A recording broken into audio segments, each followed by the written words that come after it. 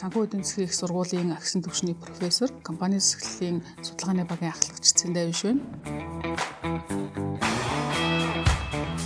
Компани засаглалаар мэргэшүүлсэн магистрийн хөтөлбөрийг танилцуулъя. За яг одоо өнөөдөр хувийн болоод төрийн өмчийн компаниуд ихээр бол IPO хийж байна. Хөрөнгөний бирж дээр гарч байна, хувьцаагаа зарж байна. За дээрээс нь төрийн өмчийн компаниудын авилга, хэл ахуул, авахлын асуудлууд бол нийгэмд хүчтэй яригдчихэв. Тэгэхээр энэ бүхний цаана бол тухайн компани дотоод хяналтын асуудал, удирдлагуудын ёс зүйн асуудал, тузын манлайллын асуудлууд, за мэдээлэл, тод байдлын асуудал гэдэг дандаа засаглалын асуудлууд бол бүгшиж байгаа.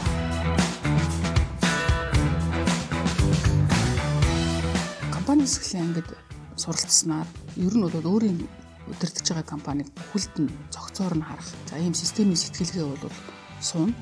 За нөгөө талаараа бол компани алсын хараатай, доктортой хөгжилд удирдах, манлайлж чадах ёс зүйтэй удирдагч хүний одоо хувийн хөгжлийн ур чадвар суулгах одоо мэдлэг мэдээллүүдийг олж авах болцоотой. Компани засаглалаар мэргэшил төгсснөөр та хэдийгээр өөр одоо мэргэжлийн суурьтай ч байсан тухайн үед өөр ажил хийж исэн ч хамаагүй гол нь одоо төрийн өмчийн компани, хувьцаат компаниудад бол гэр бүлийн компаниудын тузад одоо гишүүнээр ажиллах болцоотой болно.